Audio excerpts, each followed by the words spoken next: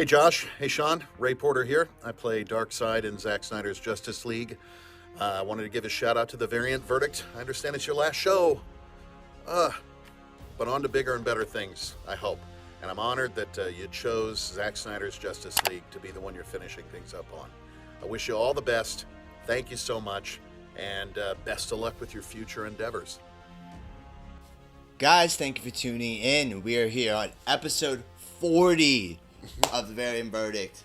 My name is Josh. And I'm Sean. And tonight we're going to go back to a previous episode that we did looking at the Joss Whedon version, as you will, of the Snyder Cut. Yes. Tonight we'll be reviewing the Zack Snyder cut of Justice League. So yes, we're going to be revisiting this movie. I know we've talked about it, but now we're looking at it through a whole new lens. Oh, yes. So this movie dropped on HBO Max, if you're not aware, on March 18th. And I'm pretty sure it crashed the internet when it went up on HBO Max streaming. I'm sure it did. And it for good reason. I mean, this movie exists because fans willed it into existence, pretty much. Yeah, but I mean, everyone just wants to know. I mean, after all the hype, the hoopla, everyone going nuts, podcasts, everything that no one's shutting up about it. What do you think? Was it worth the hype? Was it good? Was it good enough change for you? I would say yes. I mean, was it worth the hype? I mean, that depends on how much of a Snyder fan you are, but it is a better film than what was released before. I mean, I'm glad it's out there, and I'm glad that this story got to be told the way it was meant to be told, and all of the changes were worth it. Oh, yeah, I agree. I was actually very happy with the end result of this. And now actually taking a look, because, I mean, one other thing is, I know this sounds a little crazy. I've watched it 3 times. It's a 4-hour movie. That's a long movie. And it feels, honestly, like every time I watch it, it's gotten better and quicker every time I've watched it. It's weird. Yeah, I don't know what it is. But this, I do not understand why the hell they made the decisions that they made in the original cut. Like, the Justice League, if you will. It makes no sense. This is very much a far superior movie. It's like, this could be used in schools one day to show you the difference in, like, what editing can do to a film. Absolutely. And also reshoots. I mean, clearly, this movie was a huge victim of reshoots. Only what I've heard is like 30% of what actually made it into the final Whedon cut was from Zack. Even though Zack's directly, his credit is director on that film. And it's crazy how much of it Joss changed in the end with reshoots and things like that. And not the for the better. Mustache and all that. Yeah, not for the better. Like, I was even thinking, well, I mean, maybe, you took out so much character development for Cyborg and even Flash and everybody. And even when the people you didn't take it away from, you changed it anyway. And I know maybe it was to make the whole story cohesive for the Justice League, but no, like, nothing feels like it was a better choice than what we got with the Snyder Cut. Yeah, the stories, the bare bones are very similar in terms of the Avengers are still trying to stop Steppenwolf from gathering the 3 mother boxes. Yeah.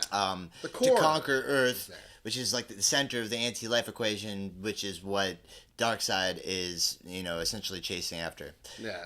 And in a nutshell, this movie does everything. I don't want to get into what I didn't like about the Joss Whedon cut, because I think we can't. We've already gone over that. Did that. So what I will say is, like, so some of the scenes that were changed from the Whedon cut in terms of like by comparison, like what I may have griped about in our previous episode. One thing they did really well was, rather than start off with this whole, scent of fear, parademons and Batman stopping the burglar who's being attacked by a parademon and all that, and the smell of fear, they got rid of all of that. Like, Zack Snyder never intended the parademons to have that like fear, trait. sensing, no. It was which is, if you watch the original cut, that's how Steppenwolf dies. Like, it became a plot point. No, which is clearly what Joss threw into the mix. No, and here's the thing about it is, so instead of changing everything to make it all about the parademons and what they do and all that, instead they made the main villain Steppenwolf, who looked like a little bitch in the first one, in the first cut, actually strong. Like, actually a good villain. And that was the thing to me. I like the emotional core that he showed in the film. I think did. Zack did a good job of making sure there was a couple beats in his version of the cut where you had to understand a bit more about his motive. I think his motive felt a little less backed in the Joss Whedon cut. And a lot less. What was his motive? And I think his interaction with Darkseid also hinted at a bigger future for DC without being like over about it, because it still pertained to like Steppenwolf's part of the story. So I think they did balance that really well. I have a couple things that I'm not like crazy about in the cut. I'll get into that in a minute. To add on to what I liked, I will say also I loved the way that they took 2 hours to bring the Justice League together. Zack was well aware, just like everyone else, that you can't do this kind of movie without solo films that allow that kind of character development for you to care enough to watch these characters form and make it that big a deal. Yeah. Because you're so invested in each one now.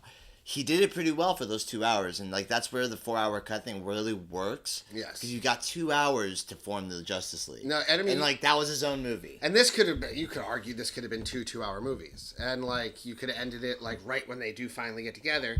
But in my opinion, the first movie would be kind of lame. It's very earned though, right? Like you felt like by the time the Justice League formed, you were like, hell yes. Yeah, no, you were It was ready. such a good moment. Like, and here's, well, I mean, I've talked to a bunch of people, and there are people who've claimed, certain scenes drag, and certain scenes, things may take a little longer than they really need to.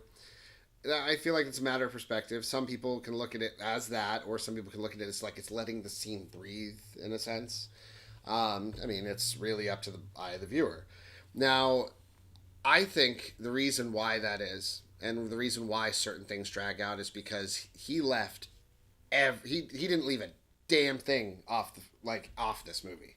Everything is in it. And I think that was the reason he did it, is because it was such a demand that if he left anything off, they would have complained and wanted more. This conglomerate just handed Zack Snyder millions of dollars to complete the movie in post-production. They're going to want as much as content as they can provide to their streaming service to come back. They've already put out Justice League. There's not a lot for them to gain besides new subscribers. Yeah. That's what it boils down to. So the choice to HBO Max was good. The chapter breaks was a great choice. I think they broke them up very well for the way that it was structured, that you can like stop at part 2, go do some laundry and whatever, and get back into your groove, jumping into part 3. Although I will say part 1 to 2 is really quick.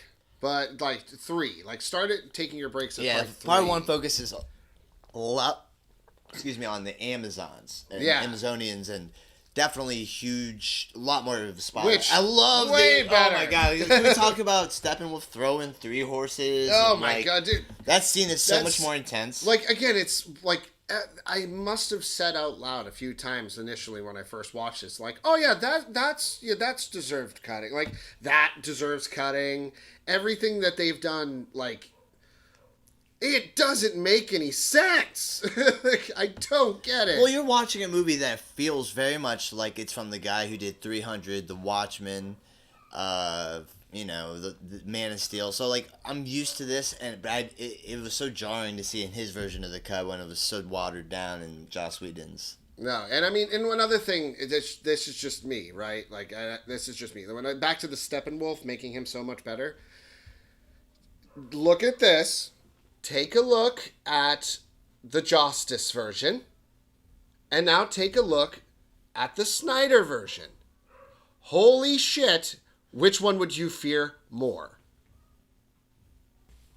Is that even a question? I mean, God, what a... Rhetorical. All right, how about that? Yeah, so they totally dropped the ball on some of the editing choices in this cut. I think, like, from the beginning all the way through to the end, like, all the choices that were made in this 4-hour cut work to its benefit, down to the death scene, the way it's introduced. Everything's removed and like restored, and it gives it a different sense that you got than you got from watching the Joss cut. It's exactly. You can definitely feel the editing changes. It's terrible. Like I'm glad fans got to see that. No, absolutely, and not even just editing changes. You're talking also just about character changes in general. Like, one major difference is Cyborg. Like, holy shit, how do you go ahead and just gut the entire character?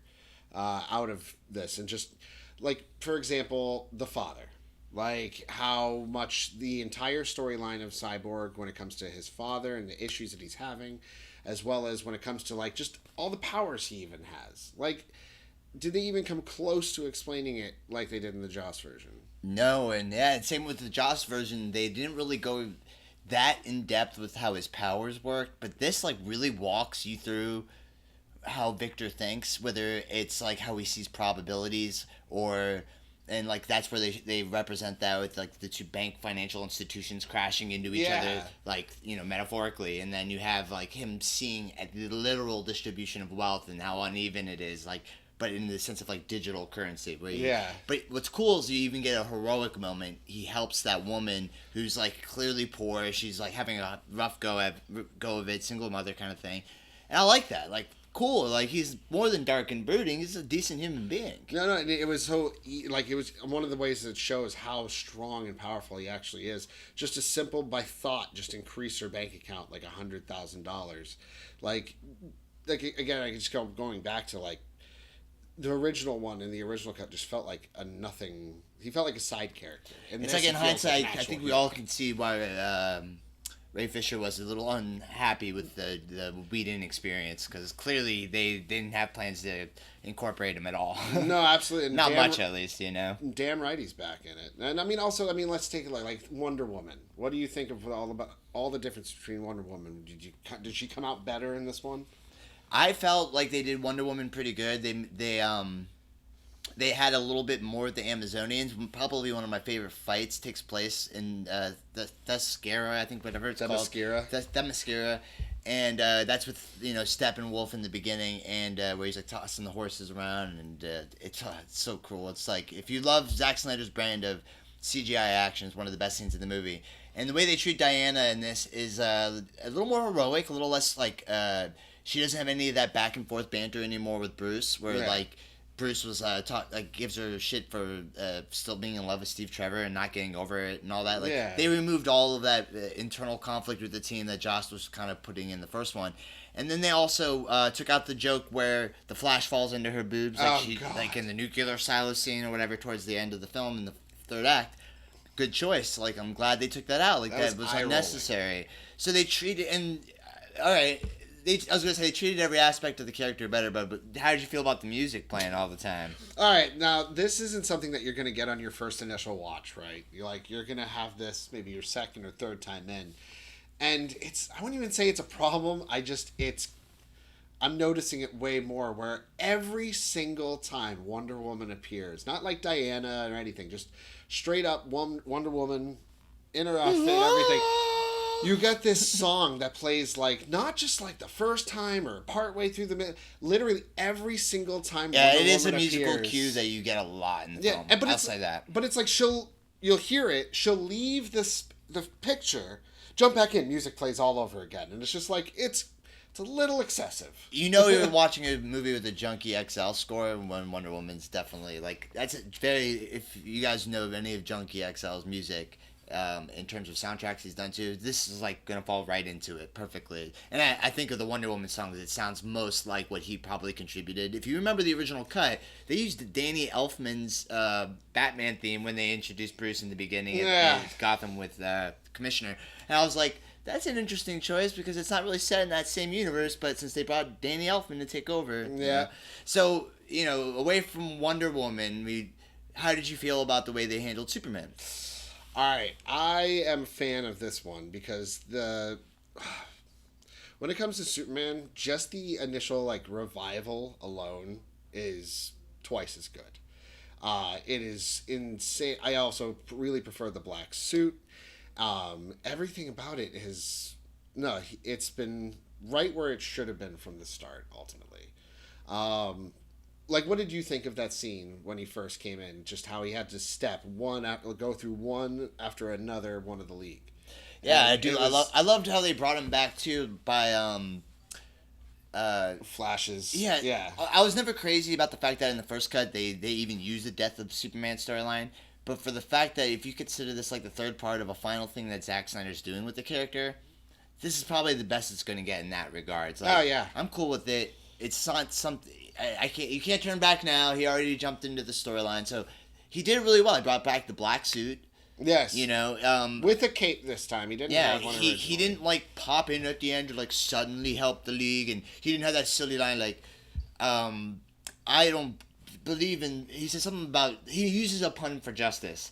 Yeah. But I do believe in justice. Like right when he pops into frame to kill Steppenwolf in the original cut. Oh no, it was they removed like all of that. Everything felt different, and like he still breaks the axe with his breath and all that. Well, no, that's the thing. The whole thing with Superman with the fight at the end is what like, oh my! Find a comparison video on YouTube. They're out there.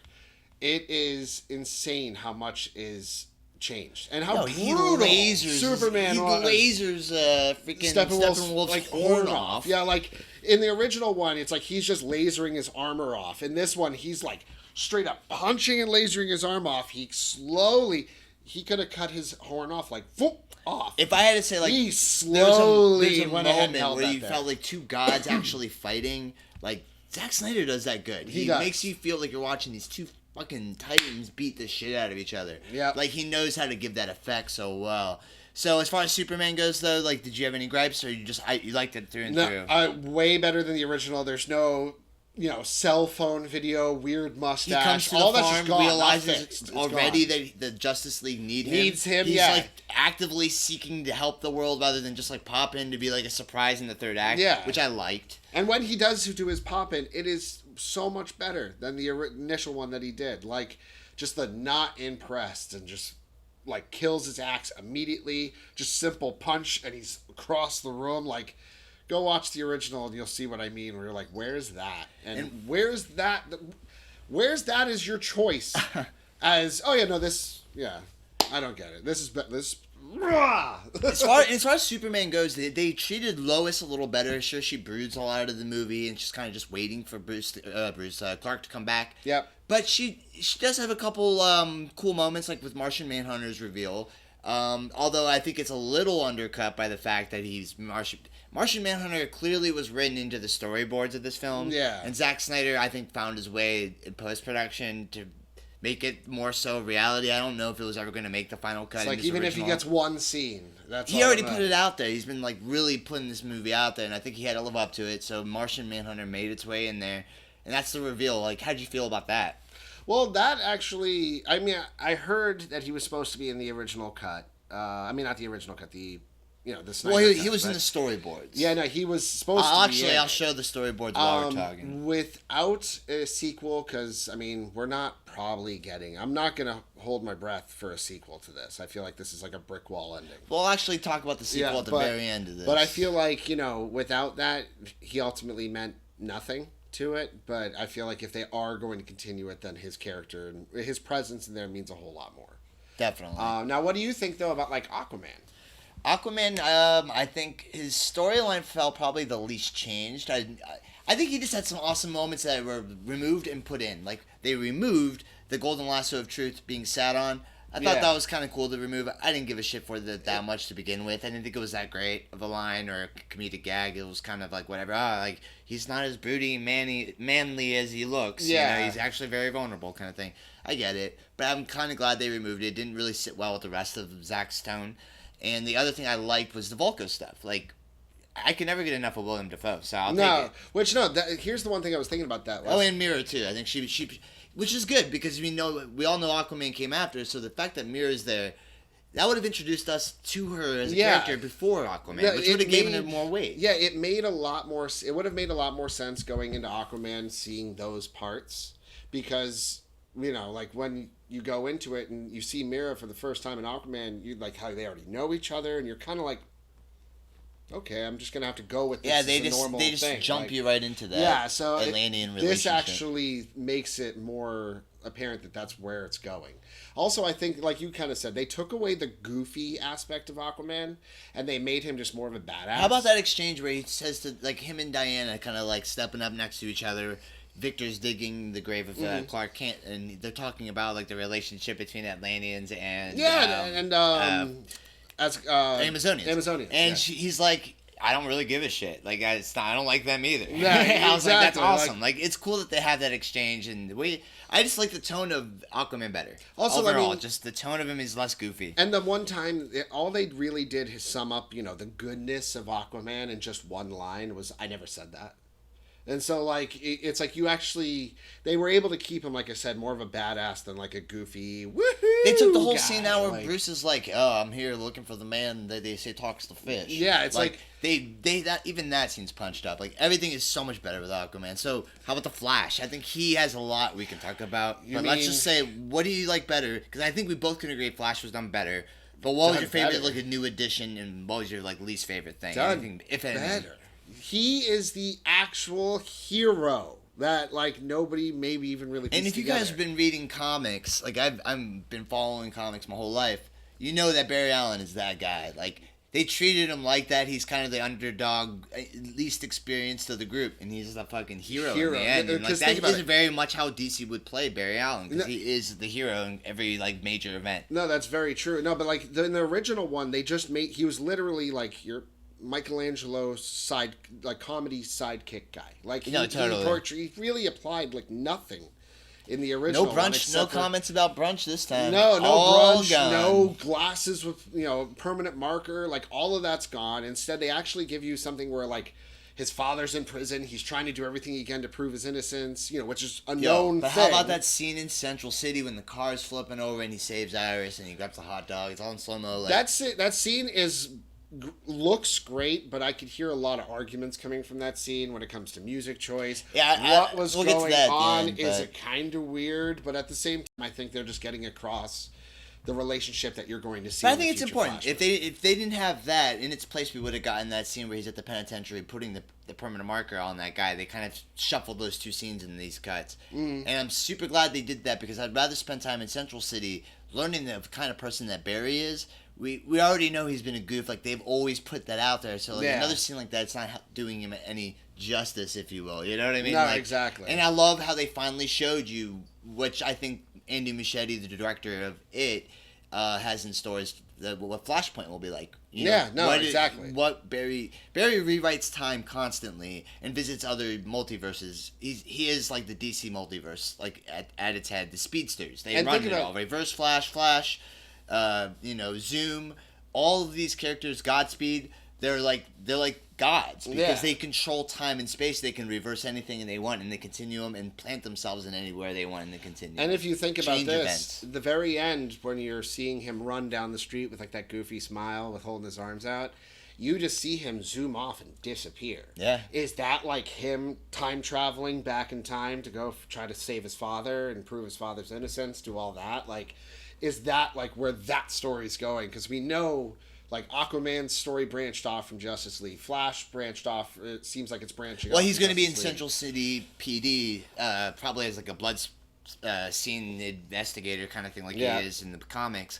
And I think that will lead him down his inevitable rabbit hole to get his father out of prison, try to reverse the events of that night to find out who really killed his mom, which he was framed for. Yeah. But that's it. I think, who else? We had the Flash.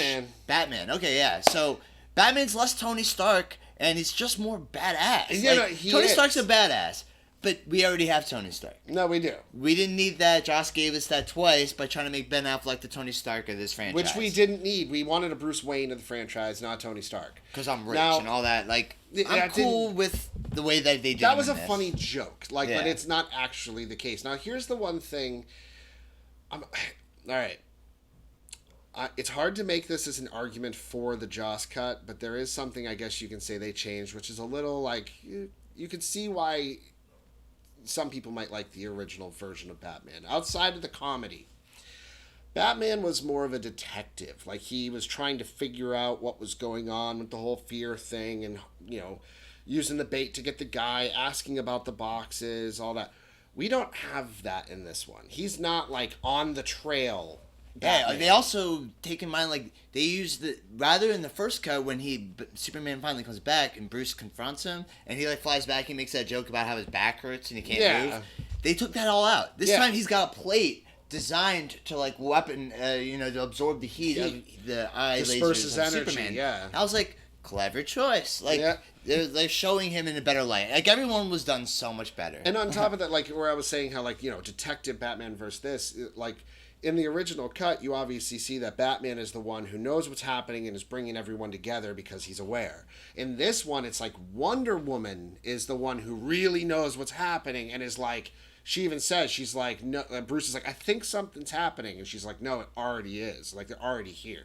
Yeah. So it's like he wasn't this Detective Batman. And I can see how some people would miss that because Batman is like, one of the best detectives. So, like, he can figure it out. So it wasn't too out of the realm of Batman in the Joss cut. But I will say, though, I do like this version. There's no smiling Batman when Superman comes back, or no jokes like, that's gonna hurt, I'm bleeding, or something like. They took all the comedy out, and it made it so much more serious and heavy. Yeah, all right. All points I can definitely agree with. And there is one other character that we should talk about. Who's that? Darkseid. Definitely. Okay, so Ray Porter. Yeah. So, we got like, yeah. Hey, thank you, Ray. I appreciate that. Yes, thank you. We got our first taste of their big baddie, which would have been like the Thanos of what I guess the DC universe would have been Darkseid. Yeah. So we also know that he's got this beef with Steppenwolf, and Steppenwolf's trying to get back in his good graces. Unfortunately, we don't find out in the film exactly what it was that disparaged True. the relationship. But it's cool to know that like Steppenwolf there's someone above him, and like, yeah, you think he's powerful, like Steppenwolf's kneeling to this motherfucker, you know what I'm saying? And not only like, that, he's kind of like, very like in deep shit with them, so they're kind of looking at him like, you're fucking nothing. One visual image that really stuck with me after watching the film, and it pertains to Darkseid, and is that at the very end when he goes flying out, not only does the Justice League like all work together for that kill. Yeah. With Aquaman's trident going through, yeah, the Superman's punch from Superman, punch. and then the knife coming down. Beautiful shot. It was like they all worked together, for one common goal, to kill Steppenwolf. But then when his head goes flinging into the boom tube, yeah, lands square in the front of the feet of Darkseid, and he steps on the head, and then he looks out, and you got the whole Granny crew. Goodness, like the whole thing, like, and they're looking at the League. That image where like the League looking through the boob tube at Darkseid, and then he turns around, and is like, ready the Armada, like.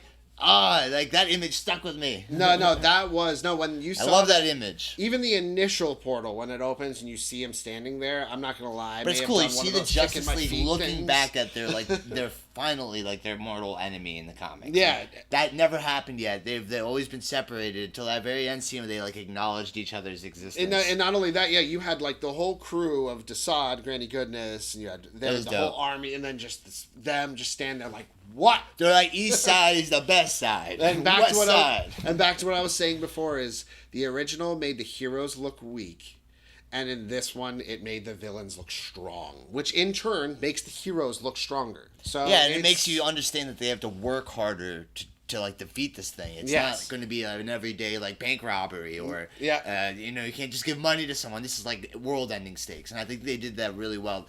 Zack treats this cut like a fucking fantasy epic rather than like a superhero film. Yes. It's broken down in the way like we mentioned earlier about the 6 chapters, and I think that's really good because you're either on board for a 4-hour film or you need to break it up in parts and like treat it like a miniseries because it is. It's a long haul type thing.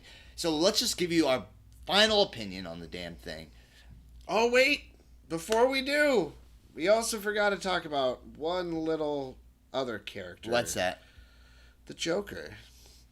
Okay, go ahead. No, I didn't want to even talk about this. Yeah, well, I mean, we gotta joking. just talk No, we about have it to, for real yeah. quick. But here's the thing: I was not a fan of the Suicide Squad Joker. Like, I just wasn't. It was too different, I guess, for me. It was just I'm not cool with like ghetto Joker, or not like thug Joker. Yeah, I don't know. I wasn't Gangsta feeling it Joker. I'm not really. You didn't like your Joker's damaged. damage. I was just gonna say, I don't like your Joker's damage. That's fair. No, so my whole thing is that this version that they brought out, if this was the version that was in Suicide Squad, I would have a much better opinion of it. And I'll have to say it's no Heath Ledger, it's no Jack Nicholson, it's no Mark Hamill. But when it comes to Leto, this was a much better version. And if we have to have him as the next one, I'm not going to dread it. I'll be down. Okay, fair enough. If he's he this is style. done. He is done differently. Like Much there's different. no doubt that like he's not No like, tattoos. He's not the Suicide Squad Leto Yeah. that we saw. I still don't care for the Leto. I didn't really think the exchange was that crazy. In fact, because this kind of circles back around to like how I feel about this movie. Let me tell you the thing I liked about it, what I didn't like, my overall opinion. What I didn't like about it is that I think that there is a cut out there that Snyder would have made that would have probably been more reasonable and around the length of 2.5 to 3 hours. That cut is probably the better cut. I do think sometimes scenes tend to drag out too long. It's also a very unorthodox way to do filmmaking, 4 hours. Like, I wonder if other filmmakers will follow in this idea that if it becomes popular enough. It's a really strange thing. This is an anomaly. I mean, you had the thanks to the Irishman. fans, you know? Yeah, you had the Irishman, which is like somewhere along almost 4 hours. Then you have this, and yeah, you might see a lot more of these long movies coming out on streaming services instead of theaters. So yeah, this could change things a lot. And as far as everything else goes, like, I don't want to spend any more time dogging on this movie. I like it too much to like want to talk shit about it, or yeah, because it brings a smile to my face that it exists. It's so unique and like it shouldn't exist. WB shouldn't have put this out. They didn't have much to gain besides new subscribers on a streaming service at this point. but let's face it, that's one of the most important things right now. Well, it's going to get a physical release, and they're going to push it now that it's got super popular. Like, this thing's gotten a groundswell now. I hope it makes a sequel. And I'm not expecting it though. So I don't want to spend any more time talking shit. It's a good movie. I highly recommend it in the terms of, if you have HBO Max, you didn't like the first one, it is so much different enough to give it a second try. Yeah, no, for anyone out there who's just like, I don't care, there's plenty of people out there, they think that it's still going to be a shitty movie. I do not see you walking away thinking that it's going to be any worse than it was. That doesn't sound exactly confident, but there's a lot of people out there who go into these movies, they're going to love it no matter what happens. They've made their mind up before it even comes out. They either hate it no matter what's going to happen, which I think was a lot of Rise of Skywalker and things like that, or like in this case, there's going to be people who hate it no matter what.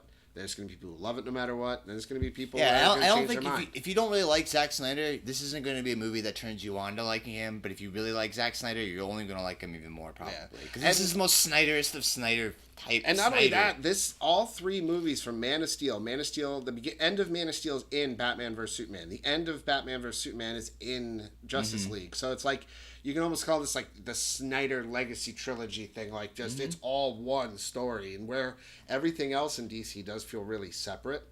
So like I have a feeling when it comes to all this DC wrapping up their phase, I guess if you want to say it, these three I think will be like the core of it all that everyone's going to go towards. Fair enough. Yeah. Well, that's it, guys. We're going to wrap this bad boy up. And I want to thank you guys so much for tuning in. If you've made it this far into the video, that means enough to me already. At 40 episodes is a lot to record, and it has been a lot of fun to do it. We're not saying it's over forever, but maybe as the verdict. Maybe we'll do something else. You never know. No, absolutely. And like he even said, if you've already watched up to this point, then I mean, like, you're the people we want to thank the most, because most people are going to watch for a minute and a half, shut this off. So we honestly appreciate it. And they're, like he said, who knows? I mean, never say never. We thought we were never going to get a Snyder Cut. So here we are. Lastly, we'll finish up with all the homies that ever helped us with a bumper. Oh, yes. With being a part of any of our episodes, credits, anything. If you've been involved in any way, shape, or form, thank you. Jack, when he first initially started, he was with us. So, like, anybody who's ever helped us, anyone who's ever given us a like, subscribed, anything, we really appreciate it. All right. We'll see you guys on the next one. Or, hey, there is no next one. True. Anyways. All right, guys. Well, we hope you enjoyed everything, and who knows, we may see you again. Dude, tell them about after the credits. Well, I mean, yes, we have a little bit of a surprise for you for after the credits. So make sure if you've stuck around this long, just a little bit longer, and I think you'll be happy with what you find. Like, comment, share, and subscribe, and we'll maybe see you one day. All right, that's it. Fuck, let's go grab that pizza. All right.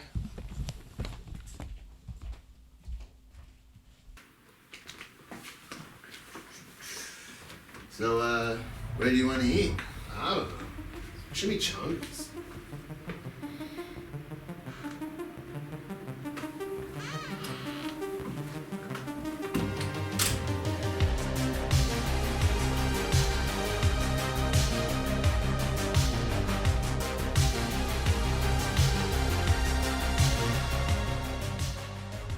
Only 40? Seriously? Gonna end at 40? Man, listen, I'm over 40. If you did one episode every year I was born, I'd be sitting here bored waiting for more variant verdicts to come out. I'm sitting here. The Let's Plays are fine. The light banter, great. Sure. But man, variant verdict. I love the variants. I love them.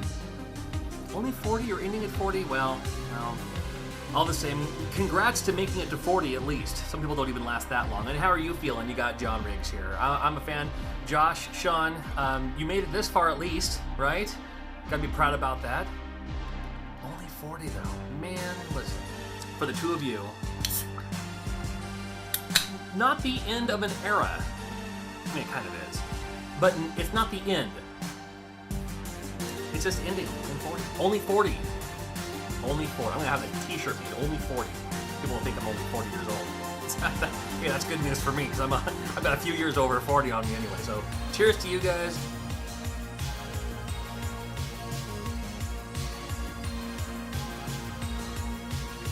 Cheers to me, that's pretty good.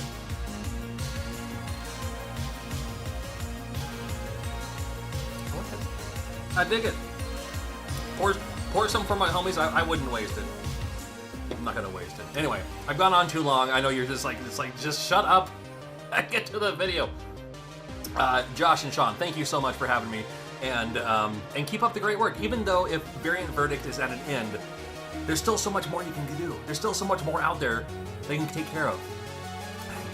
Things starting to open up. Flight restrictions are starting to get lifted. Maybe I'll have to come out in your neck of the woods. I've never been to Florida, so might happen one of these days. Take care, guys. We'll see you soon.